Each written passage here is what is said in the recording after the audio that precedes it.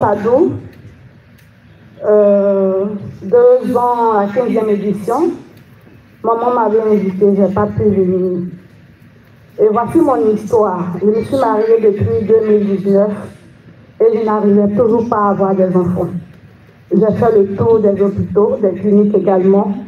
Il n'y avait pas de solution pour moi. Et je me rappelle, c'était en 2020, j'étais allée voir un professeur qui avait essayé à son tour et qui m'a dit qu'il n'y avait pas de solution pour moi. Et j'ai dit, Seigneur, moi je n'en peux plus, je dépose. J'ai déposé la main des hommes et j'ai dit au Seigneur de prendre le relais. Je bénis le nom du Seigneur pour ce jour, le 15e édition de cette prière, de cette pèlerinage. Je n'ai pas pu venir, c'est vrai, mais j'étais là en esprit et maman était là pour moi. Maman m'a donné une heure, c'était à 15h27.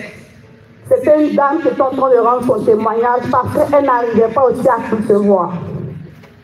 Et pendant ce moment, maman m'avait envoyé les audios par WhatsApp.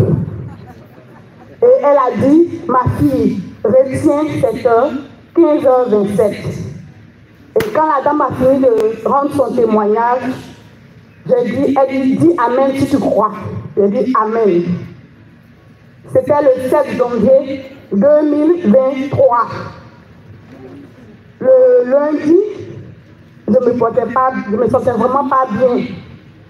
Et j'ai dit à mon époux, je ne peux pas aller au travail aujourd'hui parce que je ne me porte pas bien, je vais me rendre à la clinique. Il a dit ok. Donc je suis allée à la clinique, sachant très bien que les trompes sont bouchées, l'ovule est renversé, incliné. Je ne peux même pas prendre de grossesse depuis que je suis née. Je n'ai pas eu de retard jusqu'à 26 ans. Je n'ai jamais eu de retard de ma vie.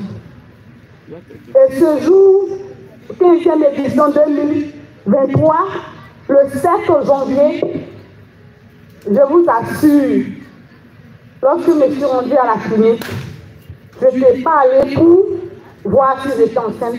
J'étais allée me soigner mon palud parce que j'étais fatiguée, je sentais que c'était un palud. Quand le généraliste m'a reçu, il m'a demandé qu'est-ce que tu as. J'ai dit je me sens fatiguée, que je veux un remontant et puis un jour de repos.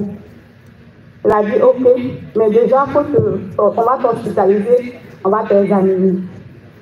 Pendant le traitement, j'ai dit, j'ai un côté qui me fait mal. Il dit, bon, ok, on va aller faire l'écho pour voir. Les frères et sœurs en Christ, notre Seigneur, il est vivant, il est réel, il est puissant.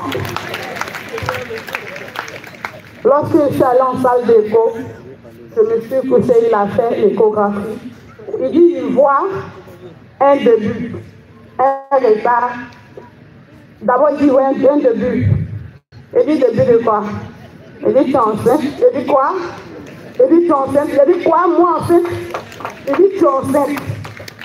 Je me suis descendue de lui. J'ai commencé à pleurer.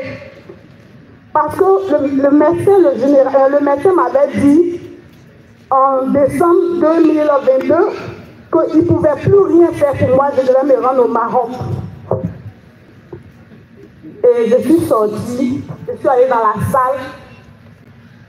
salle d'eau, je me suis engenouillée et j'ai béni Dieu pour ça.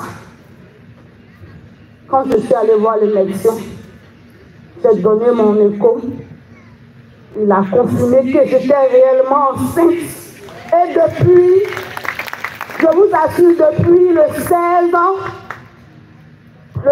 janvier, c'est-à-dire que la prière a eu lieu le 7 janvier ici, et le 16 janvier, j'étais enceinte. Regardez comment Dieu, il est réel et il est puissant dans son amour. Dieu, il est vivant. Ce que je suis en train de dire aujourd'hui, je le dis pour toutes les femmes qui n'ont pas encore eu de bébé. Moi, je pensais que je n'allais pas avoir de bébé. Et voici Elishama dans ma main, et il a 14 mois aujourd'hui. On dit merci au Seigneur, on dit merci au serviteur du Seigneur. Je bénis Dieu pour tous ses bienfaits et surtout pour la vie du Père vraiment à terre. Merci beaucoup et que le Seigneur nous bénisse tous.